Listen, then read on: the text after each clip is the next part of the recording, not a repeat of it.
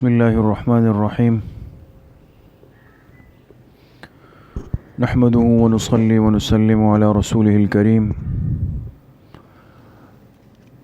أما بعد فأعوذ بالله من الشيطان الرجيم. بسم الله الرحمن الرحيم. كل من عليها فان ويبقى وجه ربك ذو الجلال والإكرام فبأي آلاء ربكما تكذبان. وقال رسول الله صلى الله عليه وسلم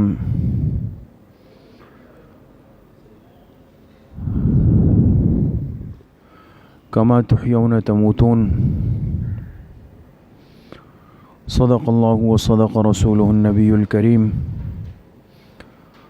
اللهم صل على سيدنا ومولانا محمد وعلى آل سيدنا ومولانا محمد وبارك وسلم.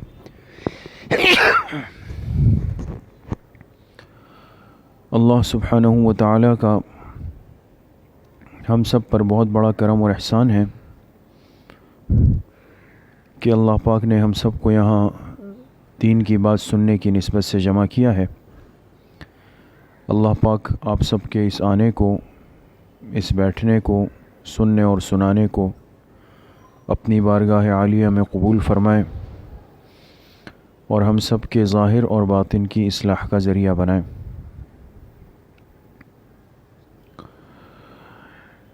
انسان اس دنیا میں ایک محدود، ایک عارضی زندگی لے کر آتا ہے. جس طرح ایک دن اس دنیا میں اس کی آمد ہوتی ہے، اسی طرح ایک دن ایسا آتا ہے کہ اس دنیا سے اس کی رخصتی ہوتی ہے. یہ ابتدا اور یہ انتہا، یہ ہر انسان کی زندگی کا لازمی حصہ ہے. آج تک ایسا نہیں ہوا کہ کسی جاندار نے اس دنیا میں ابتدا تو کی ہو لیکن اس کی انتہا نہ ہوئی ہو. اس لیے فرمائے لو کانت الدنیا تدوم لواحد، لو کانت الدنیا تدوم لواحد لکان رسول اللہ فیہا مخلدا. اگر اس دنیا میں کوئی ہمیشہ ہمیشہ رہنے کے لیے آتا اور یہ دنیا ہمیشہ کسی کے لیے ہوتی تو وہ اللہ کے رسول صلی اللہ علیہ وسلم کی ذات ہوتی کہ وہ ہمیشہ اس دنیا میں رہتی. اس لیے آپ اللہ کے حبیب ہیں، اس کائنات کی تخلیق کا سبب آپ ہیں. جب اللہ کے حبیب اس دنیا سے تشریف لے گئے، اپنی قبر مبارک میں چلے گئے، تو یہ ہر انسان کے لیے ایک کھلا سبق ہے، ایک کھلا پیغام ہے کہ یہ دنیا کسی کے لیے مستقل نہیں بنی. چونکہ ہم سب کے علم میں ہے کہ ایک اور سال اپنے اختتام پہ پہنچ رہا ہے. اس سال کا 12واں مہینہ ہے، آخری مہینہ ہے، اور آخری مہینے کے بالکل آخری ایام چل رہے ہیں. مقصد کیا ہے کہ کچھ دنوں کے بعد 2019 ہماری تحریر سے، ہماری تقریر سے، ہمارے بیان سے، ہمارے لکھنے سے سب ختم ہو جائے گا. اب کیا ہوگا؟ لوگ کہیں گے 2019 ختم ہوا، 2020 شروع ہوا. ایک فگر اور ایک ہندسے کی تبدیلی ہے،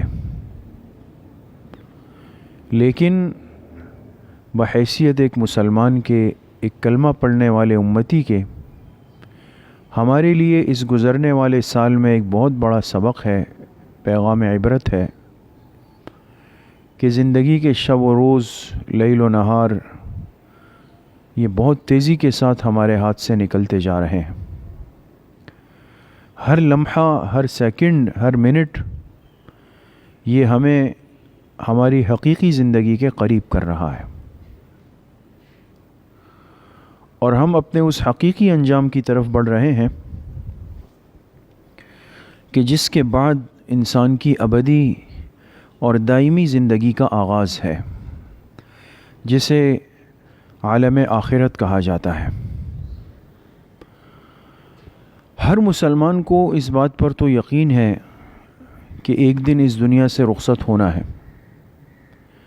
اور اس بات پر بھی یقین ہے کہ ایک دن قبر میں اترنا ہے، اور اس بات پر بھی یقین ہے کہ قبر کی ایک پوری زندگی ہے، صرف قبر میں مردے کو رکھنا نہیں، قبر کی ایک مکمل حیات ہے، ایک پوری زندگی ہے، فرشتوں نے آنا ہے، سوالات پوچھنے ہیں، اور یہی قبر کسی خوش نصیب کے لیے جنت کا باغ بنتی ہے، اللہ ہم سب کے لیے بنا دے، اور یہ قبر کسی بد نصیب بد قسمت کے لیے جہنم کا گڑھا بن جاتی ہے، اللہ ہم سب کی حفاظت فرما دے۔ تو انسان کو آج اپنی موت کا بھی یقین ہے، قبر میں جانے کا بھی یقین ہے، پھر قبر کی زندگی کا، سوال و جواب کا، جنت جہنم بننے کا بھی یقین ہے، اور اس کے بعد اس قبر سے اٹھ کر اللہ کے سامنے پیش ہونے کا بھی یقین ہے، اور اس بات کو بھی یقین ہے کہ اللہ کے سامنے ساری زندگی کا حساب کتاب رکھا جائے گا۔ بالغ ہونے سے لے کر موت تک کی جو زندگی ہے، جو شعور والی زندگی ہے، اس کا ایک ایک لمحہ ہمارے ریکارڈ میں محفوظ ہو رہا ہے، فرشتے اس کو لکھ رہے ہیں، کرامن کاتبین یعلمون ما تفعلون، اللہ نے فرشتے مقرر کیے ہوئے ہیں، جو کچھ ہم کرتے ہیں وہ اس کو لکھتے چلے جاتے ہیں۔ قیامت کے دن اس زندگی کے حساب کتاب کا ایک ایک ذرہ اللہ کے سامنے پیش ہو جائے گا، وزن اعمال میزان عدل قائم ہوگا، ترازو لگے گا، اور دونوں پلے ہوں گے، نیک اعمال کے بھی برے اعمال کے بھی۔ انسان کے اعمال کو ان پلوں میں رکھ کر تولا جائے گا، نیک اعمال کا پلہ بھاری ہو گیا تو اعلان ہوگا کہ خوش نصیب تھا، ہمیشہ کے لیے کامیاب ہو گیا، اب اس کے لیے کوئی پریشانی نہیں۔ برے اعمال کا پلہ غالب ہو گیا تو اعلان ہوگا کہ بڑا بد نصیب تھا، ہمیشہ کے لیے ناکام ہو گیا، اب اس کے لیے کوئی کامیابی نہیں۔ عرض کرنے کا مقصد یہ ہے کہ ہر مسلمان، ہم سب جو آج بیٹھ کر ان باتوں کو سن رہے ہیں، بول رہے ہیں، ہمارے سامنے اپنی زندگی کے سارے مراحل بار بار آتے ہیں، بیان ہوتے ہیں، ہم احادیث کو سنتے ہیں، بیانات سنتے ہیں، اور دیکھ بھی رہے ہیں کہ وقت کتنی تیزی کے ساتھ ہمارے ہاتھ سے نکلتا ہوا جا رہا ہے۔ لیکن افسوس اس بات کا ہے کہ ایک انسان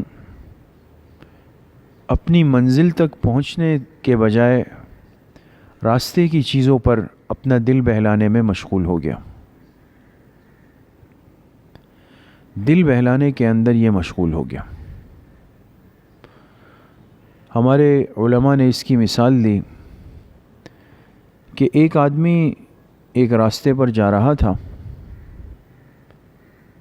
اور راستے میں جنگل آ گیا، اس نے پیچھے مڑ کر جب دیکھا تو دیکھا ایک خوفناک درندہ اس کے پیچھے دوڑ رہا ہے۔ اس خونخوار خوفناک درندے کو دیکھ کر پریشان ہوا اور اپنی جان بچانے کے لیے آگے بھاگنے لگا۔ اب وہ درندہ اس کے پیچھے ہے، یہ آگے ہے، وہ پیچھے ہے، یہ آگے ہے، دوڑ رہا ہے، زور لگا رہا ہے، کہیں یہ مجھ تک پہنچ نہ جائے، مجھے چیر پھاڑ نہ دے۔ چلتے چلتے چلتے آگے دیکھا کہ ایک گڑھا ہے، ایک کھڈا ہے، دل میں آیا کہ چلو اپنی جان بچانے کے لیے اس کھڈے میں اتر جاؤں کچھ دیر کے لیے، جب یہ درندہ بھاگ جائے گا تو پھر باہر نکل کر اپنا سفر آگے جاری رکھوں گا۔ لیکن جب یہ اس گھڑے کے اندر نیچے اترا اور نیچے پیر رکھنے لگا تو دیکھا ایک بہت بڑا اژدہا منہ کھول کے اس گھڑے میں نیچے بیٹھا ہوا۔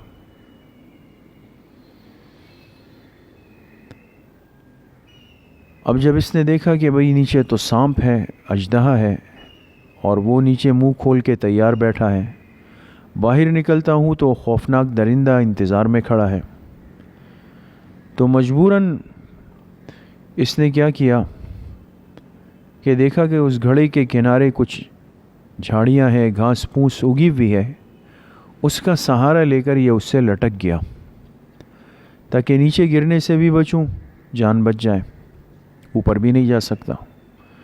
اب حالت یہ ہے کہ دونوں ہاتھوں سے ان جھاڑیوں کو پکڑا ہوا ہے تاکہ نیچے گرنے سے بچ جاؤں، اوپر جا نہیں سکتا، بڑی مشکل میں ہے۔ کچھ دیر کے بعد کیا دیکھتا ہے کہ دو چوہے ہیں، وہ آ کر ان جھاڑیوں کو کترنے لگ گئے، اس کو کاٹنے لگ گئے، یعنی جو آخری سہارا تھا وہ آخری سہارا بھی ہاتھ سے چھوٹ رہا ہے، جا رہا ہے۔ اب صورتحال یہ ہے کہ 3 مصیبتوں میں گھرا ہوا ہے۔ اس گھڑے کے اوپر خوفناک درندہ کھڑا ہوا ہے، گھڑے کے اندر خوفناک اژدہا ہے، اور جن جھاڑیوں سے لٹک کے سہارا لیا ہوا ہے چوہے اس کو کاٹ رہے ہیں۔ اس کیفیت میں یہ انسان پریشان ہے کہ اچانک اس کی نظر پڑی کہ دائیں جانب ایک چیز ہے جو کھانے کی ہے، اس میں مٹھاس ہے۔ اس نے جب اس کو دیکھا تو ایک ہاتھ بڑھا کر اس کو چکھا، بہت میٹھا محسوس ہوا، تو یہ اس چیز کے کھانے میں مشغول ہو گیا، بھول گیا اس پریشانی کو کہ سر کے اوپر بھی مصیبت ہے، پیر کے نیچے بھی مصیبت ہے، ہاتھوں کے گرنے کی صورت میں بھی مصیبت ہے۔ سب کچھ بھول بھال کے یہ اس میٹھی چیز کے کھانے میں، اس کے ذائقے کے لینے میں لگ گیا۔ یہ مثال دے کر اب علماء نے فرمایا کہ یہ ہماری زندگی ہے۔ اللہ نے ہمیں زندگی دی اور ہمارے پیچھے موت کا فرشتہ لگا ہوا ہے، موت کا فرشتہ لگا ہوا ہے، ہم اس سے آگے جا رہے ہیں، وہ پیچھے آ رہا ہے، بچ تو سکتے نہیں۔ جو گڑھا ہے اس کے نیچے سانپ، یہ قبر ہے، اس میں اترنا ہے۔ جس گھاس سے ہم لٹک گئے، وہ چوہے جو 2 ہے، یہ دن اور رات ہے جو ایک ایک کر کے ہماری زندگی کے گزر رہے ہیں، اور اس گھاس کو، اس جھاڑیوں کو کاٹ رہے ہیں جس سے ہماری زندگی معلق ہو گئی ہے۔ تو انسان کے پیچھے ملک الموت بھی ہے، اس کی قبر بھی ہے، دن رات اس کی زندگی کو ختم کر رہے ہیں۔ یہ سب آج ہم اپنی آنکھوں سے دیکھ رہے ہیں، کانوں سے سنتے ہیں، اس پر ایمان عقیدہ رکھتے ہیں، لیکن اس کے باوجود بھی دنیا کی مٹھاس میں، دنیا کی رنگینیوں میں، دنیا کے عیش و عشرت میں لگ کر ان ساری چیزوں سے غافل بن کے زندگی گزار رہے ہیں۔ تو بالکل یہ مثال آج ہماری زندگی پر مناسب بیٹھ رہی ہے۔ ہمیں اس بات کا 100% یقین ہے کہ کسی بھی وقت موت آ کے ہمیں پکڑ سکتی ہے۔ کب آئے گی، کس جگہ آئے گی، کس کیفیت میں آئے گی، کسی کو نہیں پتہ، لیکن ملک الموت ہر انسان کے پیچھے لگا ہوا ہے، اور ہمیں یقین ہے کہ اس قبر میں اترنا ہے، لیکن اس کے باوجود کوئی پرواہ نہیں۔ ہمیں یقین ہے کہ دن رات گزر رہے ہیں، 1 سال آیا تھا، اب نیا سال شروع ہوا۔ مجھے اچھی طرح یاد ہے کہ 2019 جب شروع ہو رہا تھا یہ سال، تو اس وقت بھی اسی مناسبت سے ہم نے کچھ بات کی تھی، یعنی اندازہ لگائیں کہ 12 مہینے گزر گئے، اور ایسا لگتا ہے جیسے کل کی بات ہے۔ تو 2018 کے آخر میں ہم نے اسی جگہ بیٹھ کر، اسی وقت میں، اسی مناسبت سے کچھ بات کی تھی کہ 1 سال ہماری زندگی کا جا رہا ہے۔ وہ سال بھی گزرا، آج 2019 جا رہا ہے، آج دوبارہ ہم کہہ رہے ہیں کہ 1 اور سال زندگی کا جا رہا ہے، اور شاید ہمیں ایسا لگے گا کہ کچھ دن کے بعد ہم کہیں گے کہ 2020 ہاتھ سے جا رہا ہے۔ تو ایک ایک لمحہ ہمارے ہاتھ سے نکل کر ہمیں اپنی حقیقی منزل کے قریب کر رہا ہے۔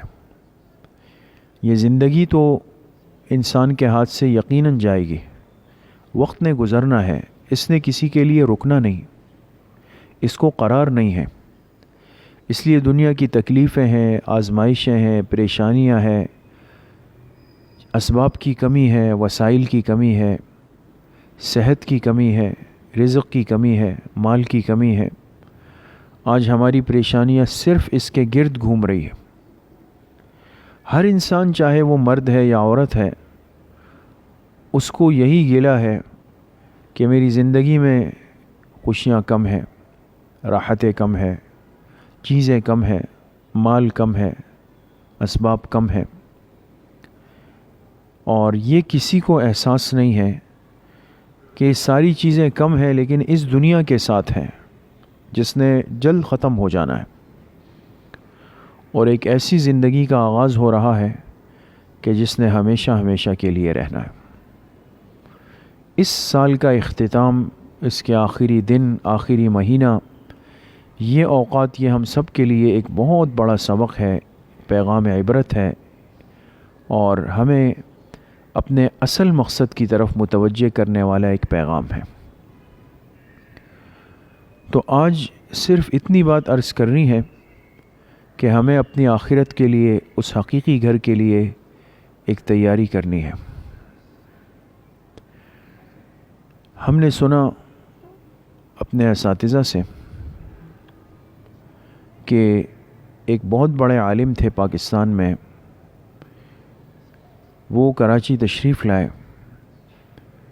تو اس وقت کے بہت بڑے محدث، بہت بڑے بزرگ، بہت بڑے عالم، محدث العصر حضرت مولانا محمد یوسف البنوری رحمہ اللہ تعالی،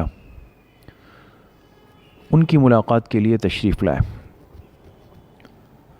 ہمارے قریب جو علم کا ایک مرکز ہے، جامعہ بنوری ٹاؤن، نیو ٹاؤن مسجد میں، تقریباً ہر شخص اس سے واقف ہے، اور اس کی جو برکات ہے، فیوزات ہے، خدمات ہیں پوری دنیا میں، اللہ نے جیسے اس کو قبول کیا ہے اس سے بھی ہر مسلمان واقف ہے۔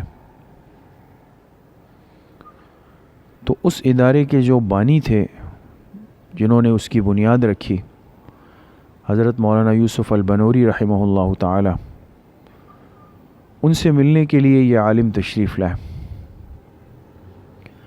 بات چیت کی، پھر فرمایا کہ حضرت آپ نے مجھے سارا مدرسہ دکھایا، سب کچھ دکھایا اپنا، اب مجھے اپنا گھر تو دکھائیں، آپ نے اپنے لیے جو گھر بنایا ہے۔ تو حضرت نے فرمایا آئیے میں آپ کو اپنا گھر دکھاتا ہوں۔ ان کو ہاتھ سے پکڑا اور مسجد کی ایک جانب ان کو لے گئے اور اپنی لاٹھی زمین کے ایک حصے پر رکھی اور فرمایا کہ یہ جگہ میں نے اپنے گھر کے لیے خاص کر کے رکھی ہوئی ہے۔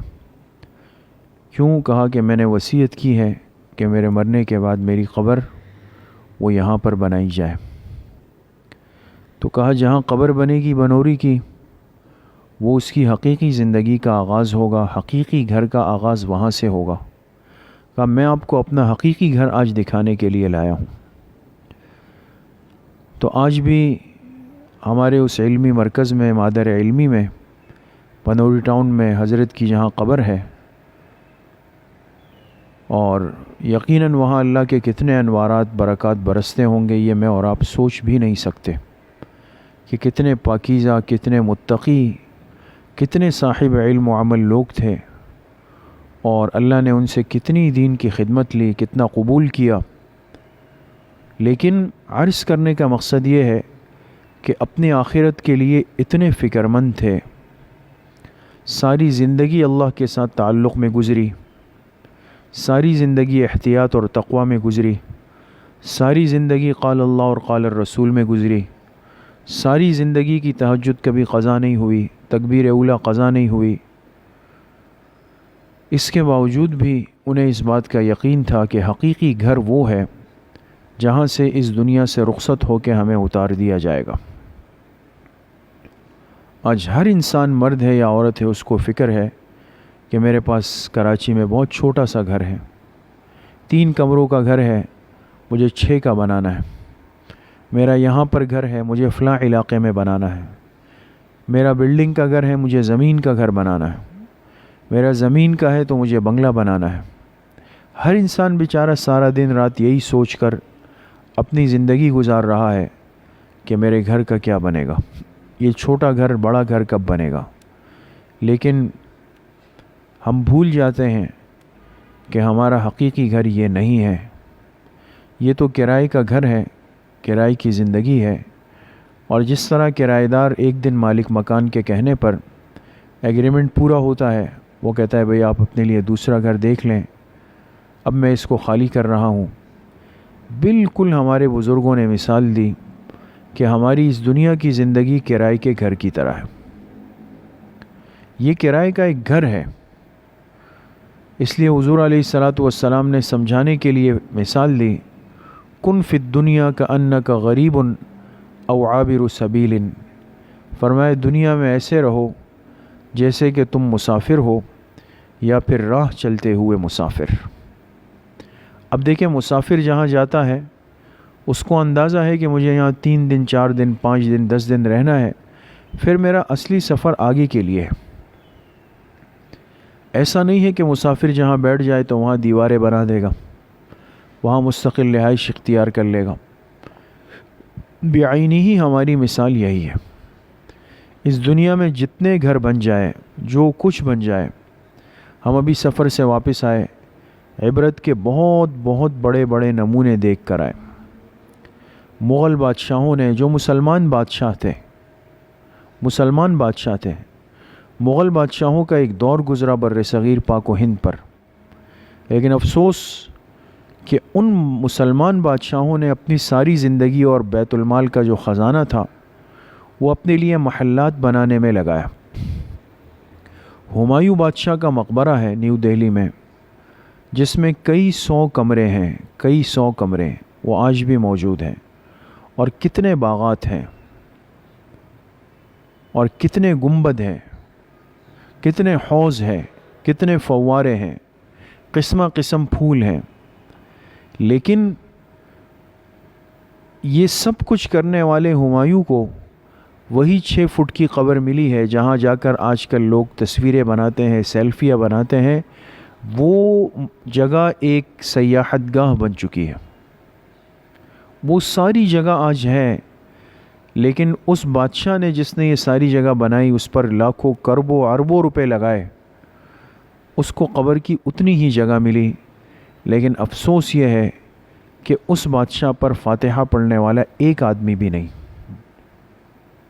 ایک بندہ ایسا نہیں تھا کہ جو اس کی قبر پہ کھڑے ہو کر اس کے لیے ایصال ثواب کرنے والا ہو، اس کے لیے فاتحہ خوانی کرنے والا ہو، اس کے لیے دعائیں مغفرت کرنے والا ہو.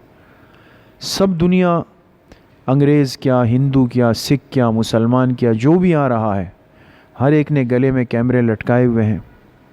کیا ہوا؟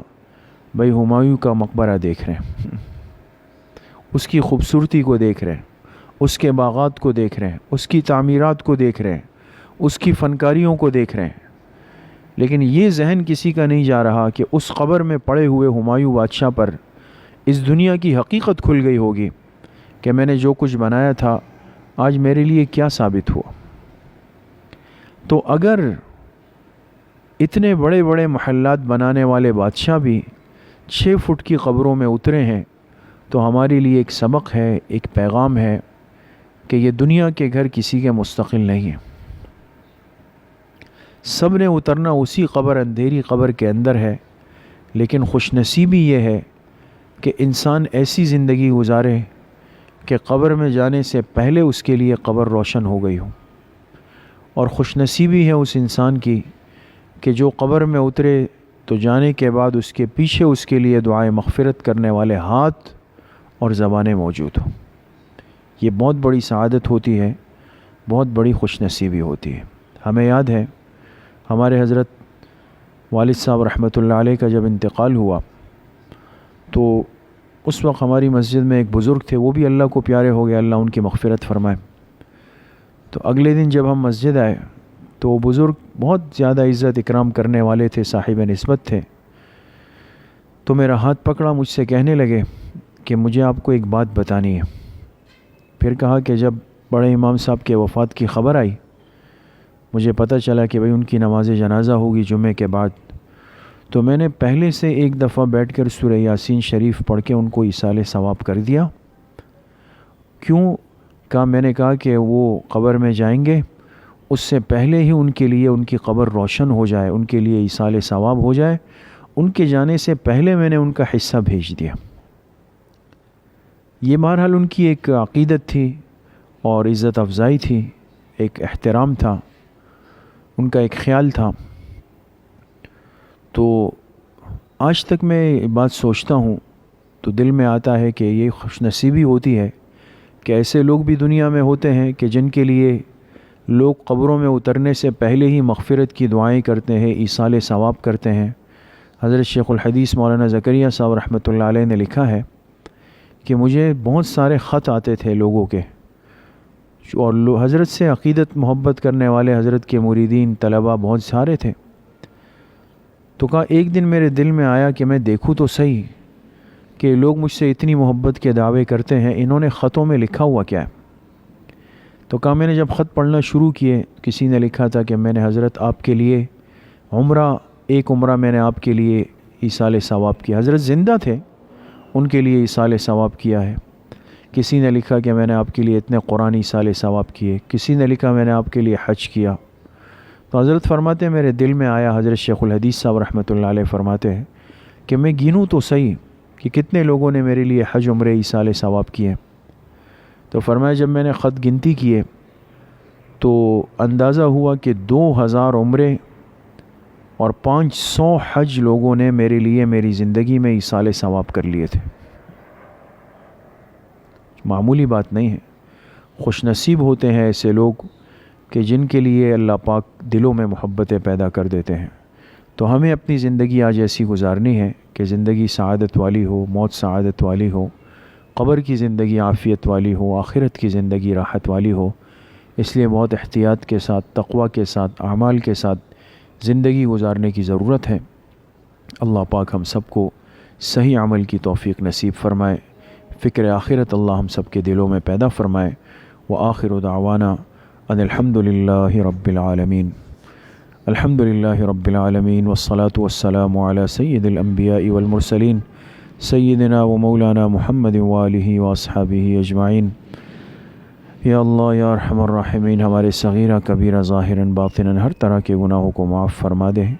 یا اللہ پوری امت کے گناہوں کو معاف فرما دے۔ یا اللہ اپنی زندگی احتیاط کے ساتھ، تقوی کے ساتھ، پرہیزگاری کے ساتھ، اعمال صالحہ کے ساتھ، آداب و اخلاق کے ساتھ گزارنے کی توفیق نصیب فرما دے۔ فکر آخرت کو، آخرت کی تیاری کو یا اللہ ہمارے دلوں میں راسخ فرما دے۔ دنیا کی محبت کو، دنیا کی رنگینیوں کو، یہاں کے آسائش و آرائش کو اے اللہ ہمارے دلوں سے دور فرما دے۔ اپنی اولاد کی صحیح اور دینی تربیت کرنے کی توفیق اے اللہ ہم سب کو نصیب فرما دے۔ علم نافع کی دولت سے یا اللہ ہم سب کو مالا مال فرما دے۔ ظاہر اور باطن کے گناہوں سے ہم سب کی حفاظت فرما دے۔ اپنے نفوس کی اصلاح کی توفیق یا اللہ ہم سب کو نصیب فرما دے۔ جتنی مستورات اس اصلاحی مجلس میں تشریف لائی اے اللہ سب کے آنے کو قبول فرما کر سب کی اصلاح کا ذریعہ بنا دے، سب کے لیے آخرت کی نجات کا باعث بنا دے۔